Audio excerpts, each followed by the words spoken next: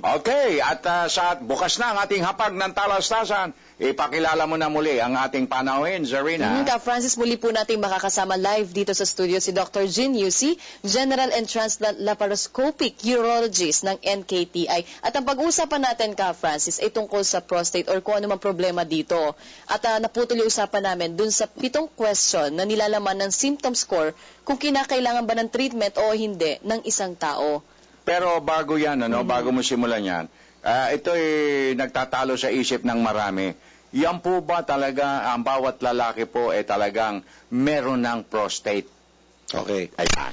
Well, whether benign or malignant, hindi namin alam. So, kayo ang judge dyan, kayo ang magdadiagnose.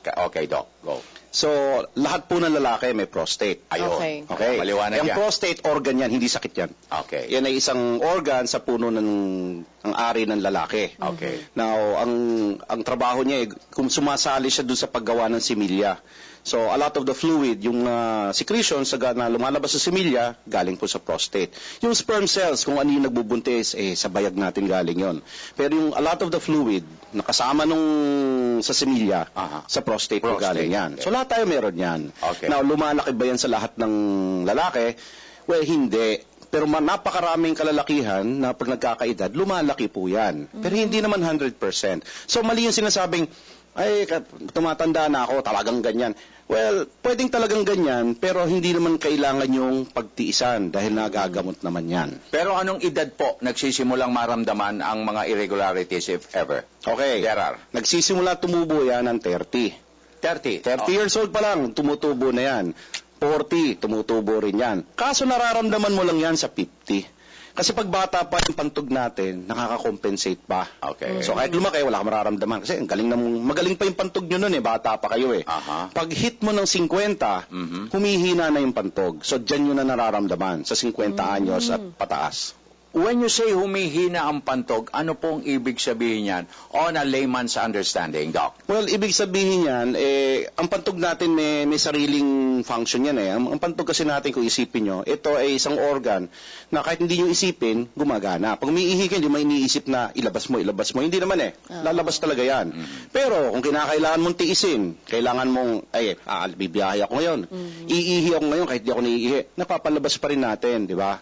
So, meron tayong conscious control, pero meron din siyang autonomous. Yung autonomous ang medyo nasisira. So, parang hindi na siya nakaka-compensate. So, halimbawa, meron nakaharang sa prostate, sa labasan ng pantog, yung prostate lumalaki. Ang ginagawa ng pantog, humihilab siya na mas malakas. Wala na kayong control doon, basta alam niya, medyo hirap akong itulak to Lalakasan ngayon niya. Hindi nyo mararamdaman yun, hindi nyo iisipin yan. Na umiihi ka na? Hindi. Na pag nilalabas niya, mas malakas ang puwersa niya dahil may harang. Okay. Sa'yo, okay lang. Parang baliwala sa isip niya, sa paramdam niya. Pero pag nagdating yung 50, hindi na niya kayang automatic na mag-compensate.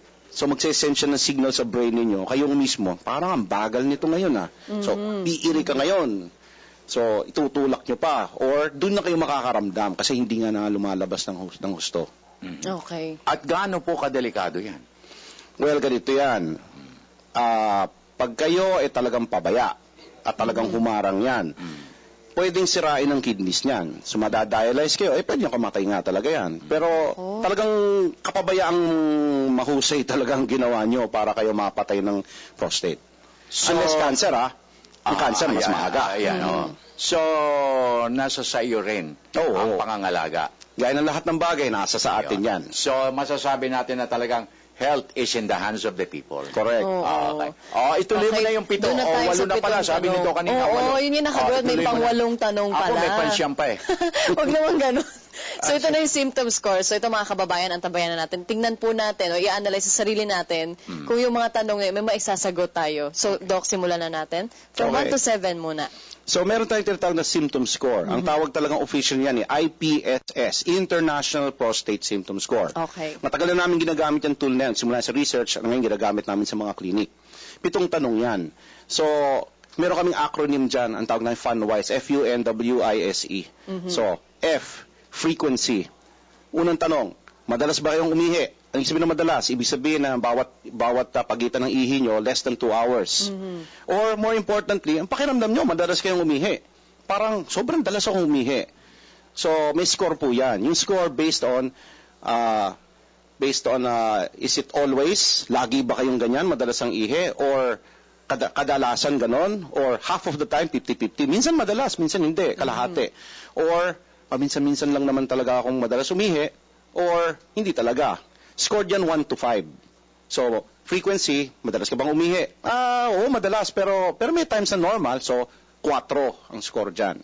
So, yun ang first question. Second question, urgency. Medyo mahirap ipaliwanag yung urgency. Diyan kami nagkakaproblema. Kahit sa Amerika, even in English, ang hirap ipaliwanag yan. Essentially, ang urgency ganito. Usually, pag tayo nakakaramdam ng ihi, di ba, natatraffic kayo, kaya pang tiisin yan eh. Unang napakiramdam, medyo naiihi ko. Okay. Maya-maya, naiihi na ako. Kaso nakatraffic pa ako, kaya pang tiisin. Or, let's say, nanonood kang TV. Hindi, ang ganda yung pinapanood ko, mamaya na. Tapos maya-maya, okay, naiihi na ako, wala na ako pa kayo, iihi na ako ngayon. Pero kung nakatraffic kayo, hindi pa rin ako iihinto. Eventually, aabot siya sa point na iihi ka na, talagang kahit anong mangyari, lalabas mo na yan. Ang urgency, walang ganun. Ang urgency, unang pakiramdam pa lang, gusto mo na ilabas. So, kakaramdam mo pa lang, ay, naiihi ako, tapos parang, uy, Ayan. parang lalabas siya mag-isa. So, kaya urgency, urgent, nagmamadali ka. So, napapamadali ka sa kasilyas kasi feeling mo, lalabas na ito pag hindi ko nilabas ngayon. So parang in-skip mo lahat ng steps na yon hanggang yung ihi ka na. Hindi ka na dumaan doon sa face na medyo naiihi lang. Kaya Yung napipigil pa. Hindi ka na dumaan doon. Dumiretso ka doon sa hindi mo na mapigilan. At yung ibang pasyente, talagang hindi napipigilan. Lumalabas na. Nagli-leak na sila. Ito naman ang urge incontinence. So i-scorein mo rin yan. Palagi ba? 50-50, ganyan. 1, 2, 3, 4, 5. Third question. Nocturia. Nocturia means frequent urination at night. Bangon ng bangon sa gabi para umihi. But you have to be sure na ang problema, yung pagbangon, hindi yung hindi ka makatulog. Kasi may pasyente, insomnia naman. Ang insomnia, hindi makatulog. Pag hindi ka makatulog, nagbibilang ka ng kambing, maya-maya, naiihi ako. Tapos maya-maya, nagbibilang ka, naiihi na naman ako. Iba yun eh. Pag hindi ka makatulog, lahat ng nararamdam mo sa katawan, ramdam na ramdam mo, pati yung ihi. Correct. So, napapadalas yung ihi mo. Hindi. Ang nocturia is, tulog kayo, gigisingin kayo ng ihi. Magigising kayo para umihi. Ang normal dito hanggang 2. Lalo na yung pangalawa, nasa alas 5, alas 6 na ngayon. Malapit na kayong gumising. So pag 3 na or above, nocturia na yon. Sobrang dalas kang bumangon. Sometimes to the point na hindi ka na makatulog. Talagang pag idlip mo, magigising ka maya-maya kasi iihi ka na naman. So score din naman yan. 5 beses kang bumangon, 4 na beses kang bumangon, 3 hanggang 1. So yun yung fun. Pero Doc, dyan sa puntong yan, kung ikaw ay nakatulog ng 8 o'clock, marami kang nainom na tubig, marami kang juice and everything, nakakain ka na ng supper, nakatulog ka ng 8 o'clock at naihi ka ng bandang alas 2. Is it abnormal? No, kasi ang tagal naman ng tulog ninyo eh. Ayun. Ang tagal naman eh. Hindi, meron kasing kasi lalo na sa sitwasyon ko, lalo na sa akin, ang gising ko talagang alauna ng madaling araw. I-ano nyo, syempre i-adjust nyo. Adjust yung okay. Essentially, ganito, pag uminom kayo ng maraming tubig, o uminom kayo ng maraming beer, o alcohol, tapos binirahan nyo pa ng maraming tubig, bago matulog, expect magno-nocturia kayo. This is called physiologic diuresis or physiologic nocturia. Meaning hindi to sakit. Ito, kaya ka lang dumalas ng pagbangon sa ihi kasi marami kayo inom na tubig. So, basic principle, di ba, what goes up must come down. Yes. Ganun din yon, what goes in must come out. Yes. Inom ka ng marami kayo lalabas. Physiologic yon, normal po yon. Okay. Ang ibig sabihin, yung tama lang, katamtaman ang inom mo ng fluids, and yet, 4 na beses kang bumangon sa gabi. Abnormal na yun. Abnormal talaga yon. Abnormal, Lalo na sabi ng pa siya, hindi na nga ako halos makatulog kasi kaidlip ko pa lang, babangon. Ayun. Imagine yung problemang yun. Is it true for men and women? Pag women, yes, it's true for both. Yan. Okay, pero Yan. iba yung problema sa women. And that will need another interview. Napakahabang iba naman. topic po niyan sa babae Dito lang. muna tayo sa lalaki. Kaya nga, sa ito susunod. Pag tayo lumihis hindi tayo matatapos. Hindi tayo matatapos. Kaya lang tinanong ko yung kung applicable din sa both sex. Okay. Okay, go. So, next symptom, fun-wise yan, di ba? The next W symptom is na. W. W is weakness. Ibig sabihin ng weakness, nung binata kayo, iihi kayo sa kalye, o sa pader, mapakakapirma ka, may pipirma mo yung pangalan mo dun sa pader. Ang tawag nga na, nakakapatay sunog ba yung ihi ninyo? Papatay sunog. okay. Diba? Yung palayuan din ng ihi. Diba? Ganon yun nung binata kayo. Pag hit mo ng may prostate, humihina yan. Hindi masyadong malayo. Sometimes to the point na pag umihi ka sa publiko, hindi naman dapat gawin, pero let's say umihi ka sa publiko, naiihihan nyo na yung panyo. Kasi diretso siya sa baba, hindi na siya umaarko. Yun Umaarko ang sinasabi ihi. ko kanina. Ito dumidiretso. Makikita nyo rin yan, yung mga, kung sa bahay, ihi ka sa kasilyas, sumasandal sila. Sasandal ka sa pader para yung are nakadiretso sa kasilyas. Or sa public restroom, sa urinal, niyayakap nila yung urinal. Yung halos yakapin lang ganun. Kasi nga, hindi na umaarko. Magkakalat siya pag hindi niya niyakap. Kasi- Yun ang weakness. Kasi may kasabihan nga, di ba nabanggit ko kanina, Zarina, no? Na kapag daw umihi ka at nabasa na ang paa mo, magpakamatay ka na. Hindi naman. Magpatingin kayo sa urologist. Hindi, kasabihan ng mga ano yun. Sa mga, yung mga pilosopyan tao na, kasi daw talagang wala ng pag-asa yung ano, yung instrumento. Ayaw na Ito ba, Marco. napansin niyo ba, pagkatapos niyo manood ng sine, last full show, siyempre ang haba ng pila doon sa, kahit sa lalaki, mandaming tao, no? Pag kayo na timingan, ang nakapila kayo sa likod ng medyo may edad, ang tagal umihi niyan. Di ba? Ang tagal-tagal nang umihi. So, ganun din. Kasi nga, mahina ang ihi nyo, matagal din bago maubos. Yung mga ganun nga, gusto kong bigyan ng calling card. Tay, patingin na kayo sa akin, nakikita ko na yung problema niya. Sarap ng ganunin eh. Hindi lang mali. Anyway, so yun ang weakness. So, how often does that happen? All of the time, most of the time, half of the time, just some of the time. So, scoring mo na 1 to 5. So, ano yung next? I. I is intermittency. Intermittent, putol-putol. Putol. So, Parang balisaw-saw. Parang, hindi. Mamaya yung balisaw-saw, pag-usapan natin mamaya yan. Ang intermittency, parang machine gun. Ang ihi niya. Sometimes parang machine gun, or hindi naman ganon. Pwedeng ihi ka, tuloy-tuloy. Sihinto, tapos tutuloy uli. Kasi hinto, tutuloy uli. Kasi pinipilit ng pantog ilabas, kaso hirap siya kasi may kaharang. So hihilab siyang papagod siya. Pagod siya, hinto. Tapos okay, nakabawi ng konti, tutuloy na naman. Hihinto, tutuloy. Intermittency. So parang nakatambay ka tuloy sa CR. No, hinto, walang tutuloy, matapos hinto, ka. tutuloy. Ganon. So matagal. Sometimes double voiding. Tapos ka na umihi, pag alis mo ganyan, parang, May wiwi meron na naman. Balik ka ulit. Sometimes ganon. So ano sunod? S. Ang S naman, straining. Straining means umiire. Okay. Ang ihi natin, hindi ka dapat umiire pag umihi. At the most, pag position mo, pakawalan mo, pwede ka nang sumipol-sipol, lalabas na mag-isa yan. Nakatingin ka. Nakatingin ka lang, ano iniisip mo, o kung meron mga poster sa harap ng urine, binabasa mo ngayon. So, ganun ang di tuloy-tuloy ang ihi. Pero, kung kayo ay parang napapansin nyo, umiiri kayo kasi parang ang bagal, ang hina. So, mutulak ngayon kayo.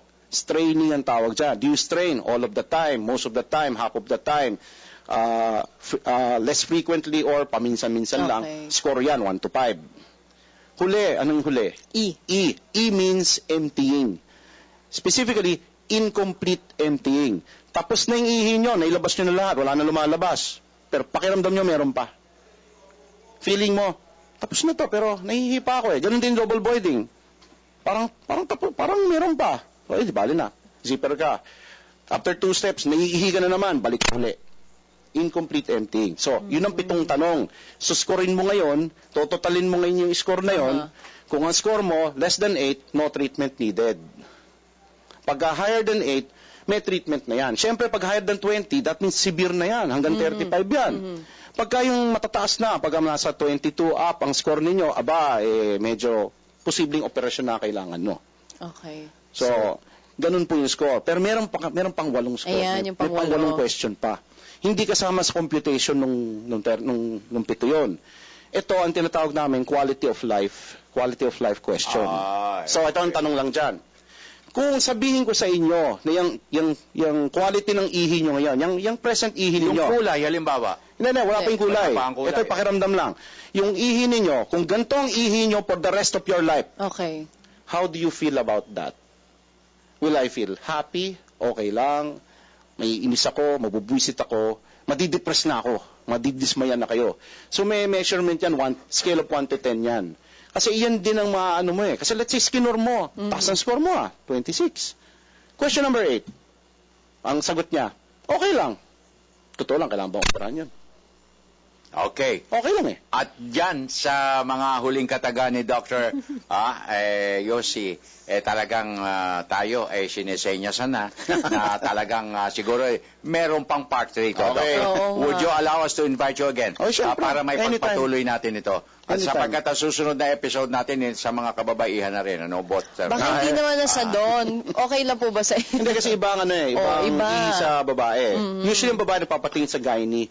Pero hindi. pagka UTI, Pero pero basta ihi, talagang mapanghiyan. pero pag ihi, talagang kami yan, lalaki at babae. Pareho yan. Okay, Oo. urologist. Malaki babae, At saka urologist. pareho ang uri ng ihi. Oo, pareho Okay. yan. Pwede ka rin doon. Okay, samantala. edi habol ko na lang to. Gano'n po katotoo na pag may diabetes po ang isang tao lalaki, ay Nawawalan. nawawala o bumababa ang sex life.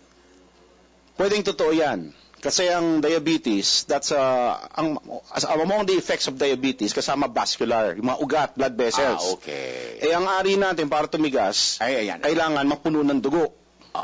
Kung meron kayong diabetes, nasisira yung mga ugat, ang unang nasisira yung ugat ng are kasi yung pinakamaliliit. Yung mga pinakamaliliit na ugat unang Pero nasisira. nakakapagtaka yan, walang buto, walang tinik, pero saka ng pag magalit. Okay, thank you very much sa ating Okay. panauhin, Dr. Jean Yuse, General and Transplant Laparoscopic Urologist ng National Kidney and Transplant Institute. Thank you very much, sir. And You're welcome. we're looking forward for the 3rd edition. Oo. Okay, no problem. Anytime. Thank you very much, sir. Okay, more power.